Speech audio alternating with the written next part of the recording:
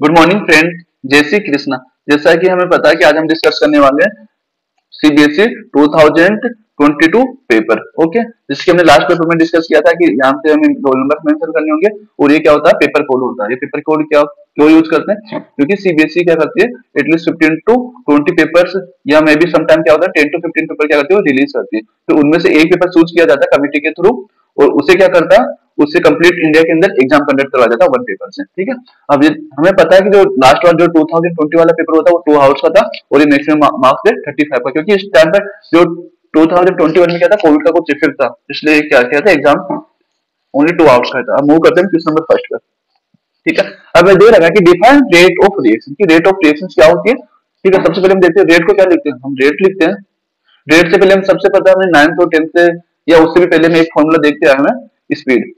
Speed क्या होती है, स्पीड होती है कि डिस्टेंस अपॉन टाइम, कि कितना टाइम लिया किसी भी बाइक या कार ने चलने में और कितने टाइम कितनी डिस्टेंस कवर किया कितने टाइम से, उसको बोलते हैं स्पीड बोलते हैं। ठीक है, अब वैसे रेट भी क्या होगी, स्पीड होती है कि रिएक्शन कितनी स्पीड से चल रही है, तो कैसे लिखते हैं उसको, रिएक्टेंट की कंसंट्रेशन अपॉन dt, या क्या कैसे भी लिख सकते हैं, प्रोडक्ट की कंसंट्रेशन अपॉन dt। अब प्रोडक्ट को प्लस से लिखते हैं और रिएक्टेंट को माइनस से, क्योंकि रिएक्टेंट क्या होगा, टाइम के साथ में डिक्रीज होगा और प्रोडक्ट टाइम के साथ में इंक्रीज होगा। ठीक है, इसलिए इसमें लिखते हैं। अब इसको कौन कौन से फैक्टर्स अफेक्ट करेंगे, कौन कौन से करेंगे, टेम्परेचर करेगा। ठीक है, टेम्परेचर करेगा और क्या करेगा, कंसंट्रेशन। ठीक है, और क्या करेगी, कंसंट्रेशन ऑफ द रिएक्टेंट, या बोल सकते हैं प्रोडक्ट की कंसंट्रेशन भी इफेक्ट कर सकती है। अब मूव करते हैं क्वेश्चन नंबर 2 पर। क्वेश्चन नंबर 2 है कि इनको अरेंज करना। अब अरेंज करना तो देखो ना क्या दे रखा है, in decreasing order of the basic strength, distance basic strength, but यहाँ पर ट्विस्ट आता है एक्वस सॉल्यूशंस के अंदर, एक्वस सॉल्यूशन के अंदर ट्विस्ट आता है। तो इसके लिए हमने लास्ट वीडियो में भी हमने एक्सप्लेन किया था, जो 2023 में भी सेम क्वेश्चन था, वहां भी मैंने इसको एक्सप्लेन किया था, यहाँ फिर से एक्सप्लेन करते हैं।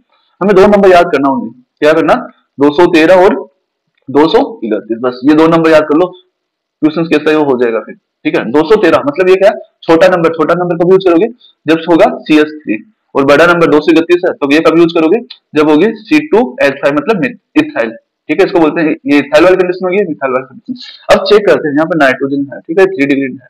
अब चेक करते हैं हम, ये कितना डिग्री है, 3 डिग्री है, ये 2 डिग्री नाइट्रोजन ये है, और ये है 1 डिग्री नाइट्रोजन। ठीक है, अब यहाँ मैंने बोला कि ये ग्रुप चेक करते हैं, देखो C2H5 मतलब बड़ा नंबर आएगा ना, तो इसमें क्या हो जाएगा, जो 2 डिग्री होगा वो सबसे ज्यादा बेसिसिटिक होगा, फिर 3 डिग्री, और फिर क्या होगा 1 डिग्री।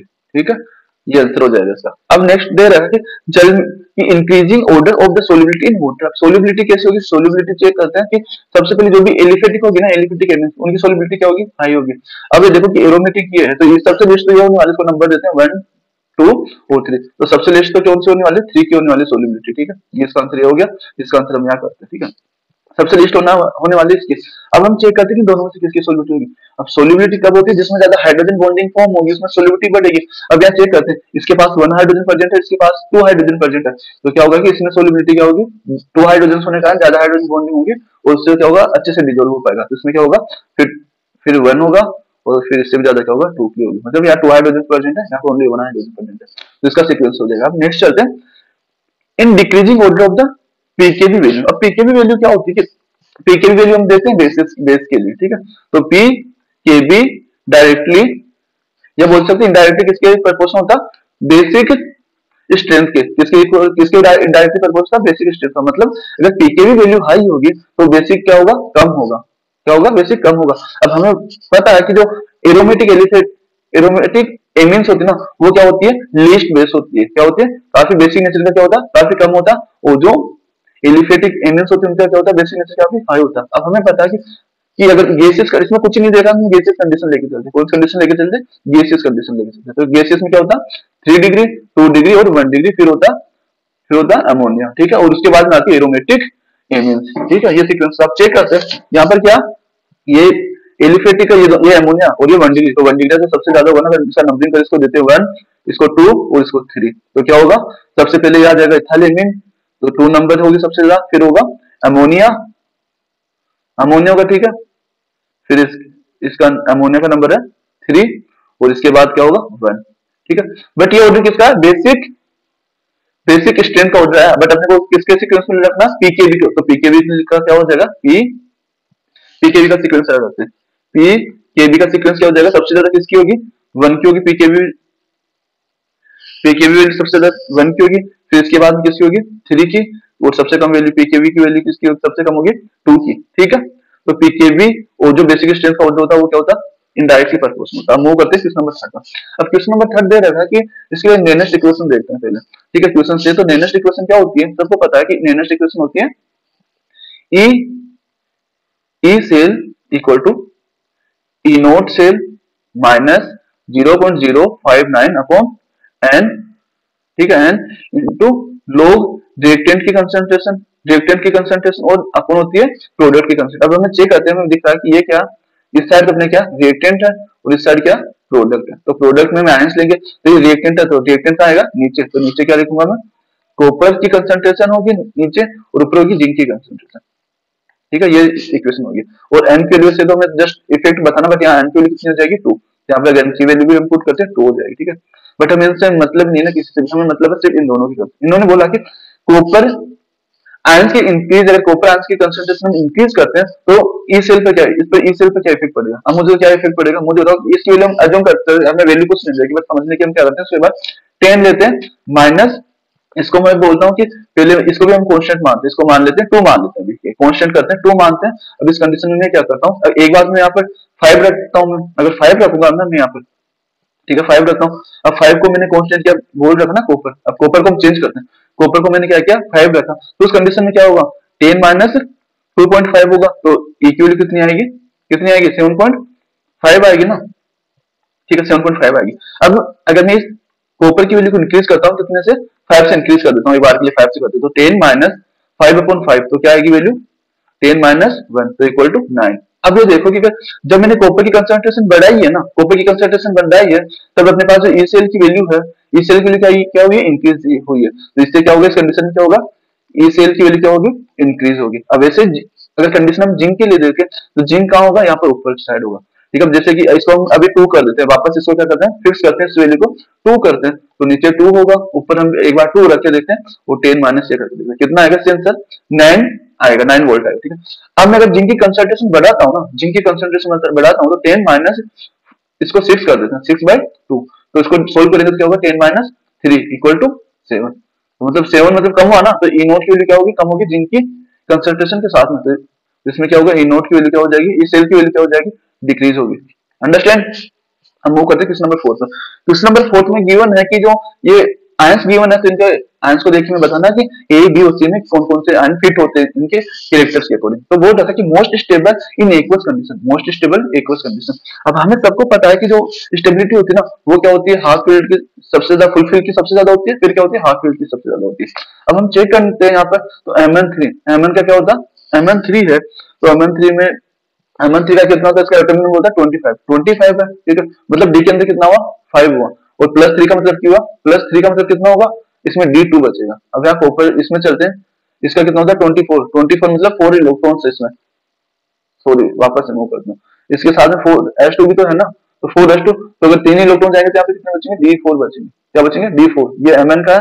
अगर क्रोमियम का चेक करते हैं ना Cr+3, इसका कितना होता है 24 को हम कैसे लिखते हैं 4s2d4, ये लिखते हैं। अगर इसमें से +3 इलेक्ट्रॉन्स रिमूव करते हैं, या बोलते हैं कि -3 इलेक्ट्रॉन्स मूव करवाते हैं, तो क्या बचेगा यहाँ पर d3, जो ठीक है एक यहाँ से जाएगा और एक यहाँ से, ठीक है, तो क्या बचेगा d3।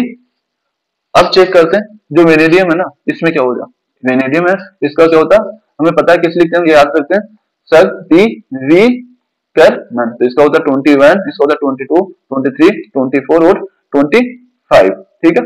लेकिन इसका होता है 25, इन दोनों का हम तेज के वेनेडियम में होता है 23 को कैसे लिखते हैं 4s2 और 3d3। इसमें से 3 इलेक्ट्रॉन्स जाएंगे तो 2 तो यहाँ से जाएंगे, एक यहाँ से जाएगा, तो क्या बचेगा d2, ठीक है। अब ऐसा अगर हम इसके लिए देखते हैं, इसके लिए देखते हैं तो इसका क्या हो जाएगा, इसका 22, तो 22 है तो इसके लिए क्या हो जाएगा, इसमें इसमें होगा 4s2 और ds2, तो इसमें क्या होगा, इसमें तो कंप्लीट d0 हो जाएगा, इसमें क्या हो जाएगा कंप्लीट d0। अब हम मूव करते हैं, इन जो स्प्लिटिंग होती है, स्प्लिटिंग क्या होगी, इस वे में होगी, इसमें सबको पता इस वे में स्प्लिटिंग होती है, ये नीचे होता T2G और ये होता EG। तो मुझे था 3 इलेक्ट्रॉन्स है इसमें 1 2 3, तो ये 3 तो हाफ फील्ड हुआ ना, ये कंप्लीट हाफ फील्ड में काउंट होगा, और ये हाफ फील्ड किसका होता है क्रोमियम का, तो इसका फर्स्ट आंसर होगा chromium is the more stable in +3 in aqueous condition due to half filled of electron configuration, due to half filled electron configuration, understand. अब इसमें बोल रखा है कि strong oxidising agent, strong oxidising agent कौन सा होगा? अब स्ट्रॉन्ग ऑक्सीडाइजिंग एजेंट कौन सा होगा? अब स्ट्रॉन्ग ऑक्सीडाइजिंग एजेंट वो होगा कि जो इलेक्ट्रॉन गेन करके स्टेबिलिटी की ओर जाए, जो इलेक्ट्रॉन गेन करके स्टेबिलिटी की ओर जाए। तो इसके लिए भी हमने इसको देखा कि Mn में क्या बच रहा था लास्ट में D4, Mn में क्या बच रहा D4। अब मुझे बताओ अगर एक इलेक्ट्रॉन गेन करेगा तो क्या हो जाएगा? D4 से किसमें कन्वर्ट हो जाएगा? Mn+3 से अगर एक इलेक्ट्रॉन गेन करेगा या +1 इलेक्ट्रॉन गेन करेगा तो किसमें जाएगा? D5 में। Mn+2 D5 हो जाएगा। तो ये क्या होगा? स्टेबिलिटी होगी, क्योंकि हाफ फील्ड होगा ना यहाँ पे कंप्लीट, ये कंप्लीट हाफ फील्ड की तरफ मूव करेगा। और हमें पता है कि जो फर्स्टली होता है फुल फील्ड स्टेबल होता है, देन होता है हाफ फील्ड। तो ये क्या होगा? स्टेबिलिटी के कारण क्या होता है? ये इसमें इसका आंसर हो जाएगा Mn, ठीक है, Mn+3 गुड ऑक्सीडाइज। अब बोल रहा है कलरलेस एक, अब क्या होगा? जो भी कलर कंपाउंड होते हैं ना, कलर कंपाउंड्स, वो क्या होता है? अनपेड, अनपेड इलेक्ट्रॉन्स के कारण कलर शो करते हैं डी ऑर्बिटल्स के कंपाउंड्स और एलिमेंट्स, ठीक है। अब ये बताओ, अभी हमने जस्ट देखा कि इसमें D4 है, इस क्रोमियम का हमने यहाँ क्रोमियम का हमने देखा था, इसमें क्या D3 था, और में क्या था D2, और इसमें क्या था 0। अब इसमें अगर डी इलेक्ट्रॉन 0 है, डी इलेक्ट्रॉन 0 है, डी इलेक्ट्रॉन 0 है, तो ये क्या हो जाएगा? कलर लेस होगा। तो इसका थर्ड का सी का आंसर हो जाएगा, क्या होगा सी का आंसर? Ti+4। ओके, अब मूव करते हैं क्वेश्चन नंबर 5 पर। अब क्वेश्चन नंबर 5 में दे रखा है कि ये इस टाइप का क्वेश्चन भी हमने लास्ट पेपर में सोल्व किया था। इन्होंने बोल रखा है स्प्लिटिंग हुई है, स्प्लिटिंग कैसे हुई है? इसमें भी हुई है स्प्लिटिंग। अब यहाँ पर क्या पेयरिंग एनर्जी की वैल्यू क्या ज्यादा, पेयरिंग एनर्जी की वैल्यू क्या ज्यादा, स्प्लिटिंग की ज्यादा नहीं है, ठीक है, स्प्लिटिंग कम हुआ, ठीक है। अब इसमें 4 ही लोग तो यहाँ पे हम पेयरिंग नहीं करवा सकते, तो कैसे फिल करोगे? 1 2 3 और ये 4, ये अगर पेयरिंग पे ना जम होता है तो उस केस में पेयरिंग का पेयरिंग ज्यादा पेयरिंग नहीं करते, तो हमें इस वे में भरना पड़ेगा। क्या होता है? T2J और ऊपर होता है EG। इसका आंसर क्या हो जाएगा? T2J कितने इलेक्ट्रॉन है? 2 3, तो इस पर 3 आ जाए, और EG में, तो EG पर 1 इलेक्ट्रॉन। अब नेक्स्ट पर चलते हैं। Using the valence bond theory predict the hybridization and the magnetic characters. अब हमें पता है सबसे पहले हम ऑक्सीडेशन स्टेट निकालते हैं इसमें। इसको हमने X बोला, इस पर कितना होता है? -1 चार्ज होता है एक पर, ठीक है, यहाँ प्लस करते हैं, और टोटल कितने 4, और टोटल कितना चार्ज है? -2। इसको सोल्व करोगे तो क्या हो जाएगा? -1 मल्टीप्लाई 4, तो x -4 इक्वल टू -2, तो x इक्वल टू कितना आएगा? 2, ठीक है, x इक्वल टू 2। बोल लगा 28। अब मैंने बोला 28 क्या होता है, कैसे लिखोगे? 4s और 3d तो तुम्हें लिखना है, लिखना है 3d का है ना, तो 2 को आगे लिखोगे और 8 को इस 8d के ऊपर। अब इसमें से क्या करोगे? 2 इलेक्ट्रॉन्स लेस हो गए, +2 है ना इसका ऑक्सीडेशन स्टेट, इसके लिए क्या करोगे? 2 इलेक्ट्रॉन्स इसमें से रिमूव करवाओगे तो क्या बचेगा? और 2 इलेक्ट्रॉन्स यहाँ से रिमूव होंगे, और क्या बचेगा? 3d8 बचेगा। अब जो है ना इसमें क्या, या तो टेट्राहेड्रल कंडीशन होगी या स्क्वायर प्लेनर कंडीशन होगी। अब हमें पता है जो साइनाइड है ना, जो साइनेटो इसको बोलते हैं, जैसे साइनाइड बोलते हैं, बट कोऑर्डिनेशन में क्या बोलेंगे? ईटो वर्ड आ जाता, साइनाइडो जैसे नाइट्राइटो ये वगैरह हो जाता। तो ये क्या होता है? एक स्ट्रॉन्ग फील्ड लिगेंड होती है, एक स्ट्रॉन्ग फील्ड लिगेंड होती है साइनाइड। तो ये क्या करेगा इसमें? स्ट्रॉन्ग फील्ड लिगेंड होने का क्या हो जाएगा इसमें? स्क्वायर प्लेन में। और स्क्वायर प्लेन में हमें पता है कि इलेक्ट्रॉन की ऑर्बिटल्स की स्प्लिटिंग कैसे होती है? इस वे में, 2 तो नीचे होगा, फिर एक ऊपर होगा, और फिर एक ऊपर होगा, और फिर इस वे में होगा। अब अपने पास कितने इलेक्ट्रॉन पैड इसमें? D8 फिल करने हैं ना, तो D8 फिल करोगे तो 1 2 3, सॉरी इसमें स्प्लिटिंग होगी साथ में, तो इसमें क्या आएगा? 1 1 2 3 यहाँ पर आएगा, 4 यहाँ पर आएगा, फिर 5 और 6 7 और 8, ठीक है। अब 8 है, अब यहाँ पे क्या हुआ? ये d ऑर्बिटल बचा हुआ ना, तो इसमें क्या हो जाएगा? d तो ये होगा, इसके ऊपर क्या होगा? एक, इसके ऊपर 4s और 3 होंगे इसके, तो इसके ऊपर होंगे 3 4 पे। अब अपने को कितने ऑर्बिटल चाहिए? 4 ही तो चाहिए ना, तो एक तो d का आ जाएगा, एक s का। अब 2 इसके लिए क्या हो जाएगा? ds, तो इसका क्या हो जाएगा? जो मेन मोमेंट होता है ना, वो उसमें क्या होना चाहिए? At least unpaired electron. अब हमें यहाँ पे सभी इलेक्ट्रॉन्स, ये भी पेयर है, यहाँ भी पेयर है, इसमें भी पेयरिंग हो रखी है, इसमें भी पेयरिंग हो रखी है, इसमें भी पेयरिंग हो रखी है, ठीक है। तो ये क्या हो जाएगा? डायमैग्नेटिक, क्या हो जाएगा? डाया मैग्नेटिक हो जाएगा साथ में। अंडरस्टैंड भाई? जब तक अगर अनपेड इलेक्ट्रॉन होंगे ना, जैसे कि अगर उसमें अनपेड इलेक्ट्रॉन का मतलब होगा जैसे इसमें अनपेड इलेक्ट्रॉन है, तो अगर अनपेड इलेक्ट्रॉन ना, तब तो हम करते हैं पैरामैग्नेटिक होता, और अगर सभी पेड इलेक्ट्रॉन होगा तो क्या होगा? डायमैग्नेटिक होगा। डन। अब नेक्स्ट में मूव करते हैं, किस नंबर करते हैं? बोल रखा right the formula of the flowing complex. बोल रखा कि जो नेम दे रखा है कॉम्प्लेक्स फॉर्मूला लिखना। तो सबसे पहले हमें पता है क्या मेटल कौन सी इसमें? कोबाल्ट। तो इसके कोबाल्ट को क्या लिखते हैं? CO लिखा, ठीक है। अब बोल रखा है इसमें डाइक्लोरो, मतलब क्या? डाइक्लोरिडो। मैंने बोला कि जो क्लोरो होता है ना, तो कॉम्प्लेक्स में ईडो वर्ड आ जाता है लास्ट में, तो इसमें मतलब कितना? Cl2 है इसमें। और बिस, बिस तब आता है जब अगर किसी के अंदर पहले से ही अगर डाई, किसी के नेम के अंदर डाई हो, ट्राई हो, तब उसके आगे बिस, ट्रिस या टेट्राकिस और पेंटाकिस वगैरह वर्ड यूज होता है। तो बिस का मतलब होता है डाई, बिस का मतलब होता है 2, बिस का मतलब हुआ 2, तो क्या हो जाएगा? ब्रैकेट En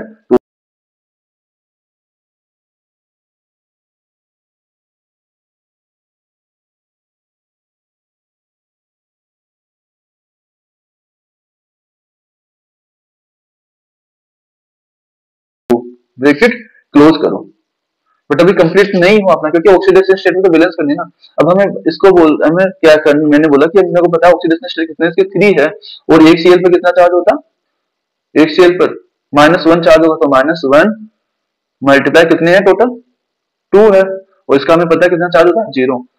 अब मैं इस पर चार्ज कितना होगा, 3 बैलेंस कैसे होगी, तो हमने बोला चार्ज को भी एक्स कर लिया हमने, ठीक है, चार्ज की वैल्यू एक्स कर लिया हमने, तो अभी इसको 3 किया हमने, 3 -2 इक्वल टू एक्स, तो एक्स इक्वल टू कितना है 1, तो यहाँ पे क्या हो जाएगा प्लस, या तो प्लस लिखो या +1 लिखो, दोनों करेक्ट है, ठीक है।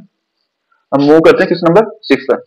क्वेश्चन नंबर 6 में ये दे रखा है कि हाफ हाफ रिएक्शन का टाइम कितना 40 मिनट्स है, तो कैलकुलेट करना है कि time required for the 90 minutes में कितना होता है, ठीक है। तो सिंपली हमें पता है कि जो फर्स्ट ऑर्डर के लिए क्या होता है, T90 के लिए इक्वेशन लिखेंगे तो कैसे लिखोगे, 2.03 अपॉन के log a। अब a की वैल्यू क्या होगी यहाँ पर 100 होगी, और a माइनस x मतलब कितना का परसेंट कंप्लीट हो चुका 90, तो इसकी वैल्यू कितनी होगी 90, और इसकी वैल्यू थी 100, तो कितना है a माइनस x कितना हो जाएगा 10, तो इसकी वैल्यू पुट करोगे, ऊपर करोगे 100 और नीचे करोगे 10, ठीक है।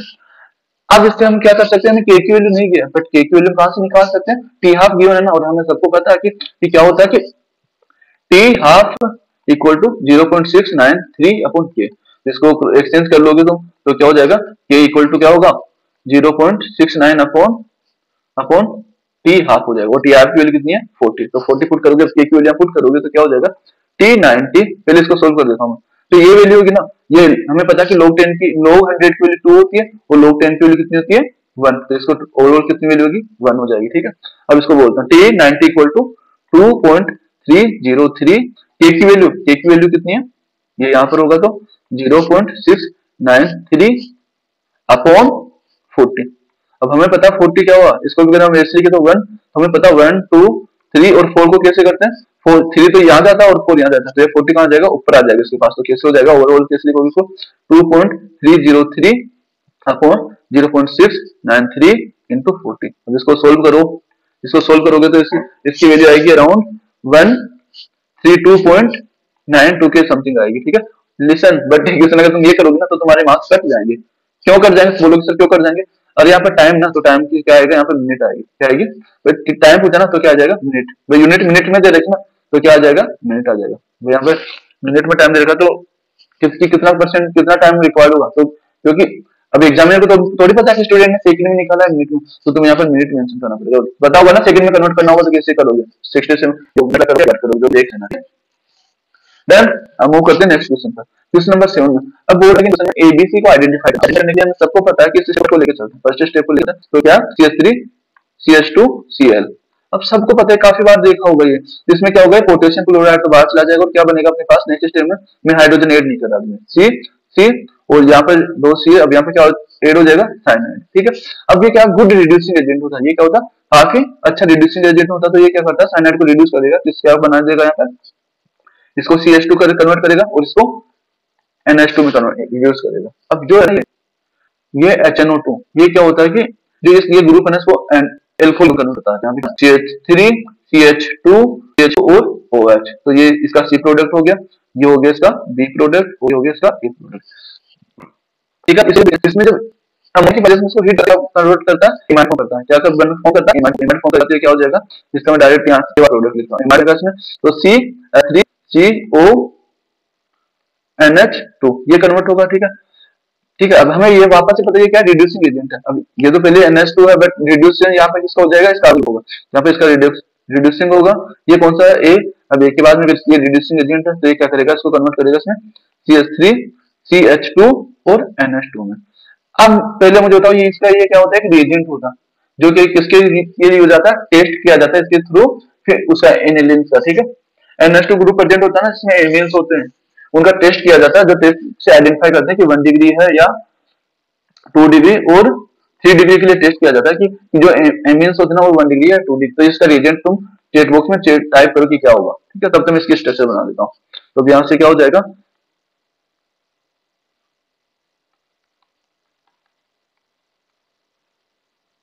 ठीक है, इसका नाम तुम टाइप करो क्या होगा इसका नाम, ठीक है। अब इसमें क्या होगा कि सिंपली यहाँ से HCl रिमूव, यहाँ से क्या होगा एक चला जाएगा, और क्या प्रोडक्ट बन जाएगा यहाँ पे CH3 CH2, यहाँ विजिबल नहीं हुआ तो हम इधर करते हैं इसको, ठीक। CH2 वो यहाँ पर NH साथ में S O O और यहाँ पर बेंजीन रिंग होगी तो फिनाइल बना देता हूँ, ठीक है। ये क्या प्रोडक्ट हो जाएगा, ये C प्रोडक्ट हो जाएगा, ठीक है। ये प्रोडक्ट हो गया अपना C और ये प्रोडक्ट हो गया B। Then understand. और तुम्हें तुम्हारा होमवर्क ये है कि तुम इसका नाम टाइप करो चैट बॉक्स में कि क्या होगा इसका नाम, ठीक है। वो करते हैं क्वेश्चन नंबर 10 पर। इन्होंने बोल रखा कि transition agent of the atomisation, बताओ क्या था। एक बोल रहा है लास्ट वीडियो में सिर्फ या तो होगा अनपेड इलेक्ट्रॉन या तो होगा अनपेड इलेक्ट्रॉन्स, ठीक है, और वेरिएबल ऑक्सीडेशन स्टेट। बट अब हमें पता है कि इसमें क्या एलिमेंट हाई एंथैल्पी कब शो करता है, जब अनपेड इलेक्ट्रॉन्स हो। तो क्या बोलोगे इसका आंसर कि unpaired due to the presence of the unpaired electrons. हमने बोला लेंथिनोड तत्व जो कि मतलब वोल्ट सारे इसमें देते हैं। Separation of a mixture of lanthanoid element is the difficult. Difficult क्यों होता, इसका मेन रीजन क्या होता है कि लेंथिनोड से ऊपर क्या लेंथिनोड क्या होता, लेंथिनोड मतलब इतना डिफिकल्ट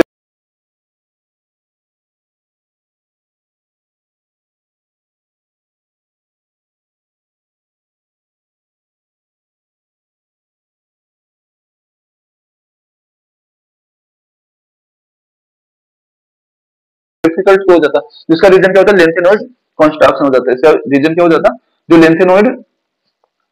लेंथेनॉइड कॉन्ट्रैक्शन होता है ना, उसके कारण क्या होता है, जिसमें एटम्स होते हैं ना, एटम्स बोले या आयंस बोले, तो उनकी साइज क्या हो जाती है, साइज रिमेन्स या बोलते हैं सेम हो जाते हैं। उसके कारण क्या होता है कि प्रॉपर्टीज भी सेम हो जाती है। तो उसका रीजन क्या होता है कि जो लेंथेनॉइड कॉन्ट्रैक्शन के कारण क्या होता है, जो साइज में जो इंप्रूव होता है ना, जैसे कि हम अगर 3 से अगर 4 में जाएंगे, 4 से 5 और उसमें जाएंगे ना पीरियड में, तो साइज में क्या होता है काफी ग्रोथ होती है। बट लेंथेनॉइड कॉन्ट्रैक्शन के कारण क्या हो जाता है कि इसमें ये साइज इंक्रीज नहीं होती, और जो आयन और एटॉमिक साइज होती है नियरली सेम होती है। इसलिए क्या होता है कि कैरेक्टर्स भी सेम होने लगते हैं, इसलिए डिफिकल्ट होता है इनको सेपरेट करना। अब नेक्स्ट है the E nought m+2 m value for the copies the positive. इसका वैल्यू पॉजिटिव क्यों होती है, इसका रीजन क्या होता है कि इसका जो एटमाइजेशन एनर्जी होती है ना, इन्होंने बोला ना एटमाइजेशन एनर्जी, तो जो जो एटमाइजेशन एनर्जी क्या होती है इसकी हाई होती है, और जो हाइड्रेशन एनर्जी क्या होती है इसकी लो होती है। इसलिए क्या होता है इसमें इसकी वैल्यू पॉजिटिव होती है, इसलिए इसमें इनोट की वैल्यू क्या होती है पॉजिटिव होती है, ठीक है। इसका दो रीजन होता है, एटमाइजेशन एनर्जी हाई होती है कॉपर +2 में, और इसकी जो हाइड्रेशन एनर्जी होती है वो क्या होती है कम होती है। हम मूव करते हैं क्वेश्चन नंबर 9 पर। अब क्वेश्चन नंबर 9 से पहले तुम ये पैराग्राफ रीड करो, ठीक है, वो सॉल्व करो इस क्वेश्चन को। तो यू हैव 2 मिनट्स, ठीक है, 2 मिनट्स है तुम्हारे पास।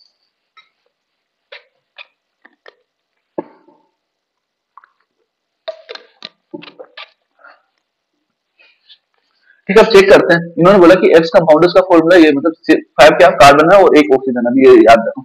इन्होंने बोला कि 2,4-DNP डिराइव, ठीक है। ये क्या करता है कि 2,4-DNP भी रिएक्ट करता है, but does not reduce Tollens reagent. Tollens reagent क्या करता है, एल्डिहाइड करता, बट ये क्या करता है एल्डिहाइड से तो करता, बट कीटोन से रिएक्शन नहीं करता। तो मतलब इसमें क्या एल्डिहाइड एब्सेंस है, इसमें एब्सेंस है, ये तो यहाँ से टोलेंस है। तो फिर बोल रहा था कि but give the positive iodoform. अब हमें पता है आइडोफॉर्म है, और आइडोफॉर्म के लिए क्या होना चाहिए, एटलीस्ट जो कार्बोनिल ग्रुप होगा ना उसके एक साइड में क्या होना चाहिए, CH3 ग्रुप भी होना चाहिए। ये तो पहुंचा, ठीक है। हीट विद द, अब इन्होंने बोला कि ठीक है यहाँ तक हो गया। Compound x give ethanoic and the propanoic, मतलब ऐसे ब्रेक डाउन होगा कि एक साइड तो 2 कार्बन होगा और एक साइड होगा 3 कार्बन। तो इसका मतलब हम क्या कर सकते हैं कि मतलब चेन एक 1 2 3 4 और 5, 1 2 3 4 5, ठीक है। अब हमें पता है कि कहां पर है ये आइडोफॉर्म टेस्ट कब देगा, जब या तो मैं यहाँ लगाऊं या यहाँ लगाऊं, बट दोनों कंडीशन यहाँ पर सेम है, तो हम पुट कर यहाँ करके चलते, ठीक है। ये हो गया CH3 और यहाँ पर लगाओ H H H CH3, count करो 3 4 5 6 7 8 9 10, तो हो गया ये, तो ये हो गया X की वैल्यू, ठीक है। अब बोल रखा कि क्या होगा कि जब इसमें 2,4-DNP से टेस्ट करते हैं, ठीक है। तो 2,4-DNP टेस्ट क्या होता है कि इसमें होता है NH2 NH बेंजीन रिंग होती है, उस पर क्या होता है NO2 ग्रुप होता है, क्या होता है NO2 ग्रुप होगा। अब इसमें क्या होगा कि यहाँ से H2 निकलेगा, ये H2 निकलेगा और ये ग्रुप एजेटी सटेज होगा, तो क्या हो जाएगा यहाँ पर CH3C डबल बॉन्ड N, नीचे NH बेंजीन रिंग NO2 और NO2, ये ग्रुप बन जाएगा यहाँ पर, और जो आगे वाला चेन है वो एजेटी दे जाएगी, ठीक है। 1 2 3 4 5 डन,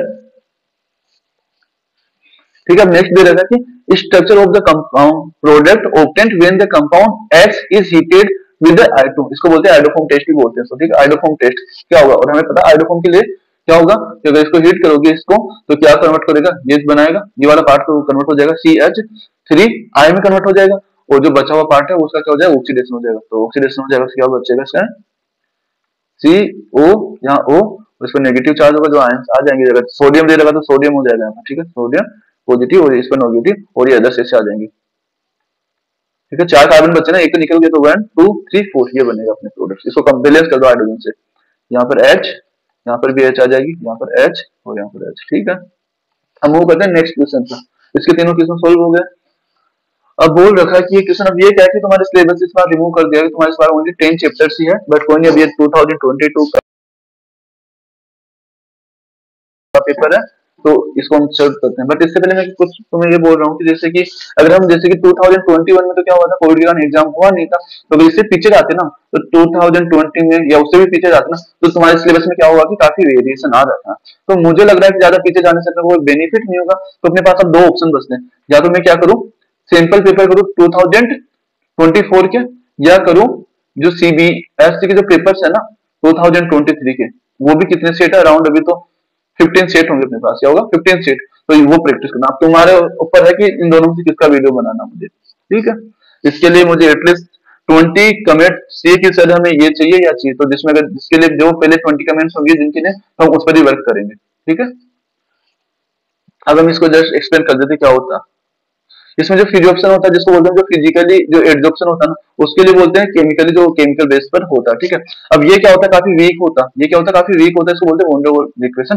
और ये क्या होता है, काफी स्ट्रॉन्गली होता है। अब इसको सिंपली ये भी बोल सकते हैं कि जो तुम्हारे रिलेशन होते हैं, जो कि फैमिली से छिपकर होते हैं वो, और ये जो कि फैमिली मतलब जैसे कि बोल सकते हैं कि शादी के बाद होगी वो हमसे, तो ये क्या होता है कि मतलब काफी मतलब नॉर्मल नॉर्मल अट्रैक्शन होता है, तुम इजिली चेंज भी कर सकते हो, करते हैं ना काफी लोग, काफी तो इतने एक्सपर्ट होते हैं कि वन टाइम पर 2 से 3 गर्लफ्रेंड या मतलब बॉयफ्रेंड रखते हैं, ठीक है। तो ये क्या होता है कि ये तो इजीली है, तो इसमें क्या होता है, इतना काफी स्ट्रॉन्ग बॉन्ड नहीं होता, और इसके लिए एनर्जी भी काफी कम होती है, क्योंकि इसमें कौन से घर वालों को तो भी मनाना पड़ता है, ठीक है। अब यहाँ क्या करते हैं, यहाँ पर शादी होने के बाद तो काफी स्ट्रॉन्ग बॉन्ड होता है ना, इजीली तो क्योंकि जो हिंदू कल्चर है ना, उसमें जो डिवोर्स ऐसा कोई वर्ड दे नहीं रखा, तो वहां पर हमारे यही माना गया है कि हमारे यहाँ एक ही बार मैरिज होती है, ठीक है। तो यहाँ पर सभी को मनाना पड़ता है, घर वालों को भी मनाना पड़ता है, तो सब चीजें होती है, यहाँ पर एनर्जी की ज्यादा रिकॉर्ड होती है। अब बोल रहा है कि यहाँ पर टेम्परेचर डिक्रीज, अगर टेम्परेचर मतलब बोलते हैं ना कि अगर डिमांड बढ़ती जाएगी ना साथ वालों की, तो क्या होगी, वो रिलेशन ब्रेक डाउन हो जाएगा, ठीक है। बट यहाँ पर क्या होगा, टेम्परेचर डिमांड तो बढ़ेगी, और साथ साथ में क्या होगा, टेम्परेचर के साथ में रिएक्शन भी डिपेंड इंक्रीज करेगी, ठीक है। अब यहाँ पे बोल रखा है कि जो ये होता है मल्टी, जो मैंने बोला ना कि मतलब मोर देन 1 या 2 तो मतलब जनरल होती है सबके, मेरी तरफ मत देखना, ठीक है। और ये क्या होता है, यूनिलेयर, ओनली सिंगल लेयर की होती है। और it is the not specific which is the usually absorption is the solid. इसमें बोल रखा है कि जो सॉलिड तो क्या होगा, सॉलिड तो चाहिए चेंज हो, ठीक है। और यहाँ पर दोनों पर डिपेंड करेगा, एब्जॉर्ब बेन पर भी करेगा, और एब्जॉर्ब जो होने वाला मीडियम उस पर भी डिपेंड करेगा, ठीक है। ये रिवर्स है ना, इजीली बोलते हैं कि चलो नहीं ना कि कब हम बोले कि चलो आज से बचे, बट ये इरिवर्सिबल होता है हमारे, या कि हमारे कहीं भी नहीं है, तो डिवोर्स कर सकते हो। तो इससे जस्ट मैंने कैसे तुम इसमें भी कर सकते हो, बट इसकी नीड नहीं, क्योंकि इस बात से तुम्हारे सिलेबस में है नहीं। अब वो करते हैं नेक्स्ट क्वेश्चन पर। अब क्वेश्चन नंबर 11 है, क्वेश्चन नंबर 11 बोल रहा है द स्टैंडर्ड गिव्स एनर्जी, जो गिव्स एनर्जी क्वेश्चन नंबर 11 है। क्वेश्चन नंबर 11 के अंदर देखा द स्टैंडर्ड गिव्स एनर्जी, जो गिव्स एनर्जी की वैल्यू गिवन है -300 किलो जूल पर मोल, और हमें कैलकुलेट करना ई नोट सेल के लिए। तो हमें सबको पता है फॉर्मूला क्या होता है, delta G naught equal to minus n F E note cell, ये फॉर्मूला होता है। हमें ई नोट की वैल्यू है, तो ये वैल्यू क्या होगी, इसके मल्टीप्लाई में तो यहाँ क्या होगी, डिवाइड में तो क्या हो जाएगी, ई सेल इक्वल टू क्या होगा, delta G upon minus n F, ये तो वैल्यू पुट होगी ना, पुट करो वैल्यू, इसकी वैल्यू कितनी है, 3 यहाँ 300 है ना, तो किलो जूल है ना, तो किलो का मतलब मल्टीप्लाई बाय 1000, ठीक है, मल्टीप्लाई बाय 1000, और जो यूनिट है वो क्या है, जूल मोल इनवर्स है, अपॉन एन की वैल्यू कितना इलेक्ट्रॉन का एक्सचेंज हो रहा है, 2 इलेक्ट्रॉन का एक्सचेंज हो रहा है, यहाँ पे +1 है, तो मतलब 1 इलेक्ट्रॉन 1 into 2, या डायरेक्ट हम यहाँ से भी देख सकते हैं कि +2 से किस में जा रहा है, ये 0 से 2 में आया, तो 2 इलेक्ट्रॉन का चेंज हो रहा है यहाँ पर, ठीक है। तो 2 सिंबल माइनस का, तो माइनस एज इट इज रखा हमने, एफ की वैल्यू दे रखी है 9650, ठीक है। अब सी यहाँ पे ये वैल्यू भी माइनस दे रखा ना, तो यहाँ पे माइनस पुट करोगे तो माइनस से माइनस कट हो जाएगा, इस 2 जीरो से ये 2 जीरो कट हो जाएगा। अब इससे ये डिवाइड करोगे तो अराउंड 3.1 के समथिंग होगा, और इसको डिवाइड करोगे तो ये सेल की वैल्यू कितनी आएगी, ये नोट सेल की वैल्यू आएगी तुम्हारे, वो भी प्लस में है, तो वैल्यू कितनी आएगी 1.5 के 5 जूल के समथिंग आएगी, कितनी आएगी, जूल है ना, यहाँ पे जूल तो मतलब मोल इनवर्स है, तो मोल इनवर्स कैंसिल आउट हो गया, ये मोल इनवर्स है ना, इस मोल इनवर्स से ये मोल इनवर्स हो गया, तो क्या बचा, जूल, ठीक है, अंडरस्टैंड, ये बचा यहाँ पर। अब चलते हैं क्वेश्चन नंबर बी पर। अब बी के अंदर क्या निकालना अपने को, जो इसके लिए मैग्नीशियम क्लोराइड की लैम्डा एम नॉट की वैल्यू कैलकुलेट करनी। तो क्या होता है MgCl2, तो कैसे निकालोगे, पहले कि इनकी आयंस कौन कौन से आयंस प्रेजेंट है, तो आयंस की वैल्यू पुट करोगे यहाँ पर। तो नोट कौन सा Mg+2 और साथ में chloride ion lambda Cl negative, या सॉरी Cl यहाँ आएगा Cl और ये नोट, ठीक है। बट सी अगर ये सिंपली ये फॉर्मूला कब यूज करते हैं, अगर NaCl होता अपने पास, NaCl तो होता क्या होता है, एक सोडियम आयन होता और एक क्या होता Cl नेगेटिव। बट सी अगर मैग्नीशियम क्लोराइड अपने पास, मैग्नीशियम क्लोराइड, तो मैग्नीशियम क्या होगा, एक तो Mg प्लस आयन होगा, ठीक है, बट यहाँ पर 2 क्या होंगे, क्लोराइड आयन होंगे, तो इसको क्लोराइड आयन को क्या होगा 2 से भी मल्टीप्लाई करना होगा, क्योंकि जो जो कंडक्टिविटी दे रखी है ना, ये वैल्यू दे रखी है ओनली एक सिंगल क्लोराइड की दे रखी है, जिसको 2 से मल्टीप्लाई करना होगा। तो पुट करो वैल्यू, यूनिट सबके सेम है तो मैं यूनिट बार बार नहीं मेंशन कर रहा हूं, ठीक है, यूनिट हम लास्ट में लगा लेंगे।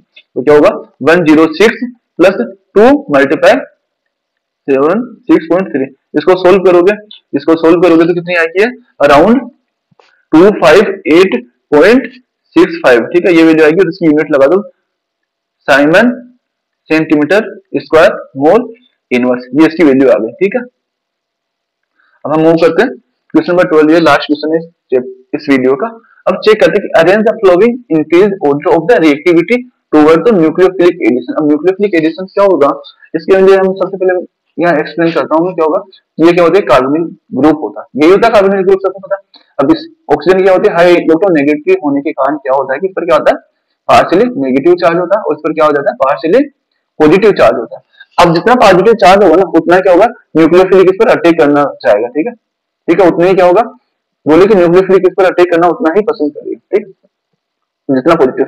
अब मुझे होता है अपने पास टू टाइप्स के इफेक्ट होता है, एक प्लस माइनस आई इफेक्ट होता है, और एक क्या होता है, प्लस आई इफेक्ट होता है, प्लस आई इफेक्ट। अब मुझे बताओ कि अगर प्लस आई इफेक्ट क्या करेगा, इस पॉजिटिव चार्ज को बढ़ाएगा कम करेगा, प्लस आई क्या करेगा, इस पॉजिटिव चार्ज को क्या करेगा, डिक्रीज करेगा, प्लस पॉजिटिव चार्ज को क्या करेगा, ये डिक्रीज करेगा, और ये क्या करेगा, इंक्रीज करेगा। तो हम क्या बोल सकते हैं कि जब इसके साथ में प्लस आई ग्रुप एड होगा ना, इसकी रिएक्टिविटी क्या होगी, डिक्रीज होगी, और जब इसके साथ में माइनस आई टाइप के जो भी बोले कि कंपाउंड्स ऐड होंगे या मॉलिक्यूल्स ऐड होंगे, तब क्या होगा, उसकी रिएक्टिविटी इंक्रीज। हम चेक करते हैं। अब सबसे पहले एग्जांपल लेते हैं फॉर्मल्डिहाइड का, सी एच, ये एच हो गया, और यहाँ पर ये कार्बोनिल ग्रुप हो गया। अब मुझे बताओ इसको क्या मानते हैं, इसको हम रेफरेंस में मानते हैं हाइड्रोजन को, तो इसको हम क्या बोलते हैं कि रेफरेंस है। अगर यहाँ CH3 लेते हैं हम, और यहाँ लेते हैं कार्बोनिल ग्रुप और ऊपर हाइड्रोजन, ठीक है।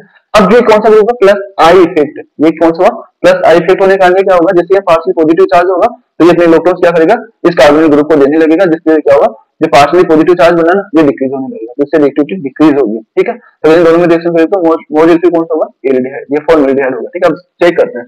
अब इसे अगर हम कीटोन की बात करें, तो कीटोन में क्या होगा कि दोनों साइड में क्या होगा, CH3 ग्रुप होगा, ये जो बोले कि CH3 ग्रुप होगा, मैं एसीटोन की बात करते हैं, तो ये भी इसको जब पार्शियली पॉजिटिव चार्ज बनने लगेगा ना, तो ये भी अपने इलेक्ट्रॉन्स देगा इसको, और ये भी इलेक्ट्रॉन, वो तो वन टाइम डिक्रीज कर रहा था, ये डबल टाइम डिक्रीज करेगा पार्शियल पॉजिटिव चार्ज को, यहाँ पर रिएक्टिविटी और भी ज्यादा डिक्रीज होती है। तो हम इसको अगर नंबरिंग देते हैं, इसको 1 2 3 4, तो ऑर्डर क्या हो जाएगा, सबसे फॉर्मल्डिहाइड होगा सबसे फास्ट रिएक्टिव, तो सबसे मोर रिएक्टिव क्या होगा, फॉर्मल्डिहाइड, तो फॉर्मल्डिहाइड का नंबर है 3, क्या 3। फिर उसके बाद में क्या होगा, एसिटिक एल्डिहाइड, वो है 2 नंबर पर। अब यहाँ कई बार क्वेश्चन में डाउट होगा, तुम बोलोगे सर जो फिनाइल है ना, जो क्या शो करता है माइनस आई इफेक्ट, बेटा माइनस आई इफेक्ट तो शो करता है, मानता हूँ, बट ये क्या होता है, रेजोनेंस भी शो होता है, तो रेजोनेंस से क्या होता है, काफी ज्यादा डिफरेंस है, क्योंकि जो डबल बॉन्ड का कैरेक्टर्स है ना, वही यहाँ पर डबल बॉन्ड कैरेक्टर्स आ जाएंगे, तो वो पार्शियली पॉजिटिव इतना इफेक्टिवली नहीं डेवलप होगा यहाँ पर, ठीक है। वो पार्शियली पॉजिटिव चार्ज कहाँ शिफ्ट हो जाएगा, रिंग के अंदर शिफ्ट होने लगेगा, माइनस आई इफेक्ट शो करने लगेगा, नहीं, ठीक है। So minus I effect show करता है ना कार्बोनिल ग्रुप, इसलिए क्या होगा, पॉजिटिव चार्ज रिंग पे शिफ्ट होने लगता है, इसलिए कार्बोनिल ग्रुप की रिएक्टिविटी डिक्रीज हो जाती है। तो इसमें क्या होगा, फिर फर्स्ट होगा एसीटोन, फिर होगा फोर्थ पर। नेक्स्ट अब चलते हैं, give the simple chemical test. आगे हम क्वेश्चन में देखा भी, इसी पेपर में देखा ना हमने कि वो 2,4-DNP वाला क्वेश्चन था, उसमें दे लगा था कि वो टोलेंट रिएजेंट, तो टोलेंट रिएजेंट क्या करेगा, टोलेंट रिएजेंट एथेनॉल से तो रिएक्ट करेगा, एथेनॉल मतलब एल्डिहाइड से रिएक्ट करेगा, सिल्वर मिरर टाइप का कुछ सॉल्यूशंस प्रोवाइड करवाएगा, या बोलेगा कलर चेंज करेगा, सिल्वर कलर में कन्वर्ट कर देगा। और जो प्रोपेन, जो कीटोन है, वो कीटोन क्या करते हैं, टोलेंट रिएजेंट से रिएक्शन नहीं करते, ठीक है। अब चलते हैं क्वेश्चन नंबर 3 पर। Why the carboxylic acid does not give nucleophilic addition, तो कार्बोक्सिलिक एसिड के हम स्ट्रक्चर बनाते हैं सबसे पहले, ठीक है। ये अब तुम बोलोगे कि सर ये ऑक्सीजन, ये भी तो माइनस आई इफेक्ट शो करेगा, बिल्कुल करता है, आई इफेक्ट शो करता है, बट यहाँ पे तो रेजोनेंस शो करेगा ना। तुमने ये भी तो देखा होगा ना कि ये काफी स्टेबल, ये एसिड है क्योंकि आप इजीली H+ आयन डोनेट करता है, तो जो इजीली H+ आयन डोनेट करने के बाद जो ये बनता है ना यहाँ पर, उसमें क्या होता है, ये रेजोनेंस बन जाता है, और जो माइनस होता है ये डिस्ट्रीब्यूट इन दोनों पूरे पर हो जाता है। ठीक है, तो यहाँ पे पॉजिटिव चार्ज ठीक से बन नहीं पाता। अंडरस्टैंड?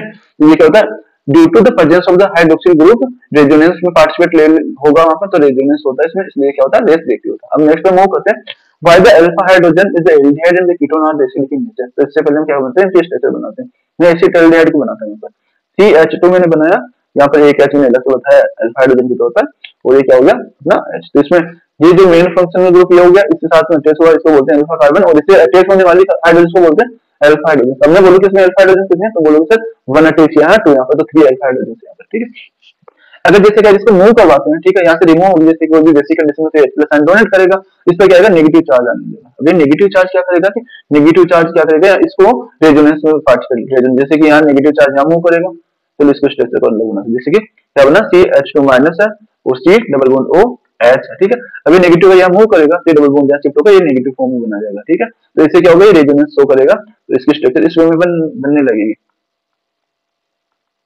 रेजोनेंस के कारण ऐसे बन जाएगा। इसलिए क्या होता है, ये काफी स्टेबल हो जाता है और नेगेटिव चार्ज दोनों में डिस्ट्रीब्यूट होने लगेगा। तो ये रेजोनेंस के कारण क्या होता है, एसिडिक स्टेट बन जाता है। अब ये क्या, इसको स्टार मार्क कर लेने इक्वेशन को, क्योंकि 2023 वाले पेपर में भी यही थी। इस चैप्टर में से दो रिएक्शन में से एक तो कंफर्म आती है, या तो एल्डोल रिएक्शन आती है या केनिजारो रिएक्शन आती है। ठीक है, ठीक है, अब चेक करते हैं, इसको कंप्लीट करना ना, हमें पता, मैंने लास्ट वाले वीडियो में भी एक्सप्लेन किया कि जो केनिजारो रिएक्शन होती है उसको हम बोलते हैं डिसप्रपोर्शनल रिएक्शन। क्या बोलते हैं, डिसप्रपोर्शनल रिएक्शन। डिसप्रपोर्शनल रिएक्शन का मीनिंग होता है कि सेम मॉलिक्यूल होगा ना, वही तो क्या होगा, रिड्यूस होगा, वही तो रिड्यूस होगा, सेम ही मॉलिक्यूल क्या होगा, ऑक्सीडाइज होगा, ऑक्सीडाइज। अब रिड्यूस होगा तो रिड्यूस किसमें, एल्डिहाइड से रिड्यूस होगा किसमें जाएगा, एल्कोहल में, तो क्या बनेगा, या फेनिल होगा, ये इस को मैंने पीएच बोल रहा हूँ, पीएच साथ में CH2 और OH, ये तो होगा इसका रिडक्शन, और ऑक्सीडेशन किसमें होगा, PHCOO ये बनेगा। बट अब ये तो नेगेटिव आयन बनता, और यहाँ से जो ये पॉजिटिव डालके यहाँ पर एक सोल्ट, ये सोल्ट बना लेता। ठीक है, जिसको बोलते हैं सोडियम फिनोक्साइड आयन। ठीक है, तो सोडियम फिनोक्साइड नहीं बनता इसका, ये एसीटेट में आ गया ना, एसिड, वो तो सोडियम फिनोक्साइड आयन तो उसको बोलेंगे ना, फिनोल का जो सोल्ट बनेगा सोडियम का, उसको। ठीक है, ये हो गया, जिसको स्टार कर लेना, क्योंकि मैंने देखा ना, जिसकी सीबीएसई तो क्या पूछता है, केनिजारो रिएक्शन पूछती है, और आरबीएससी क्या पूछती है, एल्डोल पूछती है। ठीक है, मूव करते हैं नेक्स्ट पर। ठीक है, इस चैप्टर का, इस वीडियो का लास्ट क्वेश्चन था। कोई भी डाउट हो चैट बॉक्स में टाइप कर सकते हो, और हमें आज इंस्टाग्राम था क्या, टेलीग्राम की लिंक मैं प्रोवाइड करवा दूंगा। तो उसमें क्या होगा कि उसमें हम जो भी पीडीएफ वगैरह होगी, और जो भी जैसे कि पेपर्स हो गए, उनकी आंसर कीज हो गई, वो हम प्रोवाइड करवा देंगे। ठीक है, तो टेलीग्राम लिंक पर क्लिक करके टेलीग्राम ग्रुप को ज्वाइन कर लेना, और जो भी कोई कंसर्न हो चैट बॉक्स में चैट टाइप कर देना। ठीक है, एक प्यारा सा वर्ड तुम स्क्रीन पर विजिबल होगा। Thank you for watching this video. अब हम कुछ नॉलेज और डिस्कस करते हैं, ठीक है, तुम्हारे साथ।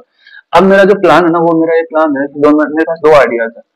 या तो हम क्या करें कि 2000 हम क्या करें, हमने 2022 तक क्या किया, हमने कंप्लीट किया वीडियो। अब या तो हम क्या करें, पीछे जाए, जैसे कि 2021, तो इसमें तो क्या हुआ, सीबीएसई एग्जाम कंडक्ट करवाया नहीं था, इससे बाद में जाएंगे 2022। ठीक है, इससे पीछे जाएंगे ना, तो क्या होगा, तुम्हारे सिलेबस में काफी वेरिएशन आएगा, क्योंकि अभी तो प्रोजेक्ट में तुम्हारा 10 चैप्टर्स है 10 चैप्टर्स है, और एनसीईआरटी में दे रखे अराउंड 15 चैप्टर्स दे रखे। ठीक है, 15 या 16 चैप्टर होंगे बाय मल्टीप्लिकेशन को सबसे इंक्लूड करके। ठीक है, 15 to 16 चैप्टर। अब मुझे ज्यादा 15 और एक 10 चैप्टर है, तो इतना वेरिएशन आएगा, तो पीछे जाने का मुझे लगता है कि कोई इतना सेंस नहीं निकलेगा। अब यहाँ पे क्या होगा, मेरे पास दो ऑप्शन है, मैं या तो क्या करूँ, सैंपल पेपर करूँ, या तो सैंपल पेपर सोल्व करें 2024 का। ठीक है, या क्या करें, जो सीबीएसई के जो बोर्ड पेपर है ना 2023 का, वो सोल्व करें। मैंने बोला ना कि कितने पेपर्स रिलीज करती है, अराउंड 15 to 20 या ठीक है 20 लेके चलते हैं, 15 to 20 पेपर सीबीएसई क्या करते हैं, रिलीज करते हैं। तो अपने पास ऑप्शन है, या तो ये सोल्व कर सकते हैं या सिंपल पेपर सोल्व करते हैं, ये डिपेंड करता ओनली तुम लोगों पर। ठीक है, एटलीस्ट अगर मुझे 50 कमेंट्स ऊपर जिसके लिए मिलेगा ना, अगर इसके लिए मुझे 50 कमेंट पहले मिला तो मैं वर्क इस पर करूंगा, या 50 कमेंट मुझे इनके लिए मिला तो वर्क इस पर करूंगा। ठीक है, तुम्हारी जिम्मेदारी है ये कमेंट पहुंचाओ। ठीक है, बाय बाय अगेन, जय श्री कृष्णा। बेटा ध्यान रखो, एग्जाम आ रहे हैं, तबियत वगैरह का भी ध्यान रखो। ठीक है, बाय।